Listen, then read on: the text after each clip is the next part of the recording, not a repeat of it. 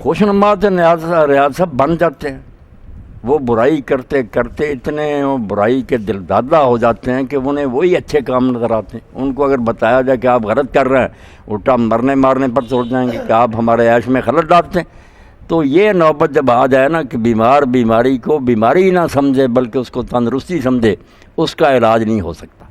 یہی بات اللہ تعالیٰ کہتے ہیں، جیسے جسمانی بیماریوں میں روحانی دنیا میں بھی یہی ہے، اسی کو لعنت کہتے ہیں، اسی کو مور لگ جانا کہتے ہیں کہ برے کام کرتے کرتے وہ اتنا نامراد اپنے لیے تعویلیں گھڑ لیتا ہے کہ اس کو یہ سمجھ نہیں آتی کہ میں غلط کر رہا ہوں، بلکہ وہ نصیحت کرنے والوں کی نصیحت سنتا ہی نہیں، الٹا قتل کر دیتا۔ کتنے انبیاء اور نیک لوگوں نے قتل کر دیے کہ تم کیوں ایسی باتیں کرتے۔ تو یہ نوبت جو نا اللہ تعالیٰ اس سے خبردار کرتا ہے کہ اگر ابھی موقع ہے نا باز آنے کا تو آ جاؤ، ورنہ جیسے ٹی بی چلی جاتی نا آخری سٹیج پر تو ڈاکٹر کہتے ہیں اب تو علاج نہیں ہو سکتا، اسی طرح روحانی دنیا میں بھی ایک منزل آتی ہے کہ پھر اللہ تعالیٰ اس کے دل کے دروازے بند کر دیتا، اس میں حق نہیں سماتا، کان اس کے بہرے ہو جاتے ہیں، وہ سنتا ہی نہیں، الٹا ناراض ہوتا، آنکھیں اس کی حق نہیں دیکھتی، تو اس کو وہ برے اعمال اچھے لگتے ہیں، یہ خوشنما بنا دیے جاتے ہیں۔ نتیجہ نکلتا قانون قدرت کے تحت۔ اس لیے برائی کی عادت نہیں ڈالنی چاہیے۔ دین جو کہتا ہے نا کہ برائی ہو جائے بائی چانس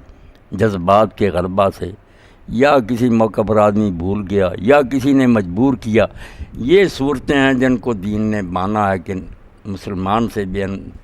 چیزوں کی وجہ سے غلطی ہو سکتی ہے۔ وقتی طور پر ایسا ماحول پیدا ہو گیا، نہیں سنبھل سکا، مگر پلاننگ کر کے اسکیمیں بنا کر اور اس پر مطمئن ہو جانا، ساری عمر اس کو اپنا اوڑھنا بچھانا بنا لینا، جس کو اللہ کہتا ہے نا احاطت بے اختیت، اس کے گناہ اس کو گھیرے میں رہ جائے، وہاں دھرنا جما کر بیٹھ جائے،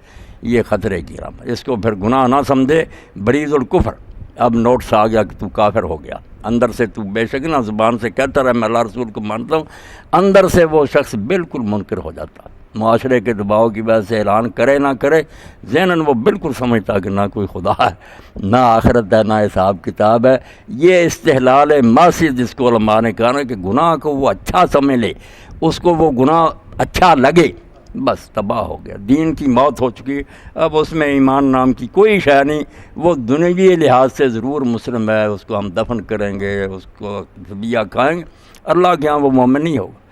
ایمان کے ساتھ اس طرح کا گناہ کہ گناہ پسند آ جائے، اکٹھا نہیں ہو سکتا۔ تو یہی خطرہ ہے۔ اب عقیدہ آخرت کے بغیر کوئی چارہ نہیں کہ دل میں یہ بات بیٹھ جائے کہ اللہ دیکھ رہا، سب کچھ ریکارڈ مرتب ہو رہا، کوئی وہاں دخل نہیں دے گا، جو کر کے جاؤ گے وہ وہاں بھگتو گے، جو بو گے وہ کاٹو گے۔ گندم از گندم بروئے جاؤ دے جاؤ از مکافات عمل غافل مشا، گندم بو گے گندم اگے گی، جو بو گے جو اگیں گے۔ تو مکافات عمل جو ہے نا، جو ایسا کرو گے ویسا بھرو گے، یہی ہونا۔ اب اس کے ساتھ بہت سی غلط چیزیں لوگ ملا لیتے ہیں۔ انبیاء کی امتیں جو نا وہ یہ نہیں کہتی کہ قیامت نہیں آئے گی، سب مانتے رہتے، اتنے زور سے اللہ کے نبی کہہ جاتے ہیں نا کہ عقیدہ نہیں چھوڑتے، مگر ساتھ گڑھ لیتے ہیں کہ یہ نیک لوگ کس لیے، یہ نبی اور نیک لوگ ہمیں بخشوائیں گے نہیں۔ شفاعت کا غلط عقیدہ جس سے اللہ کا سارا عدل و انصاف تباہ ہو جاتا۔ کچھ اللہ کے غفور الرحیم ہونے کی چغتائی صاحب یہ تشریح کر لیں گے کہ وہ مہربان نہیں ہے، وہ رحم نہیں کرے گا، ہاں مہربان نہیں، ہم گناہ نہ کرے تو بخشے گا کس کو۔ ایسا فلسفہ گھڑتے ہیں دانش بھر کہ وہ عقیدہ آخرت بیچارہ منہ دیکھتا رہ جاتا ہے، وہ ساری تنبیہیں بیکار جاتی ہیں، کتاب اللہ چیختی رہ جاتی ہے کہ جو کرو گے بھگتو گے، نہیں، وہ ایسی گولیاں کھا لیتے ہیں، خواب اور سو جاتے ہیں آرام سے۔ اور جو ان کا انکار کرے سمجھائے اس کو کہیں گے یہ بے ادب ہے، یہ اللہ کے نبیوں کو نہیں مانتا، جو اللہ کے رسولوں کی تعلیم ہے اس کو تباہ کر دیتے ہیں اور خود بنے رہتے ہیں با ادب۔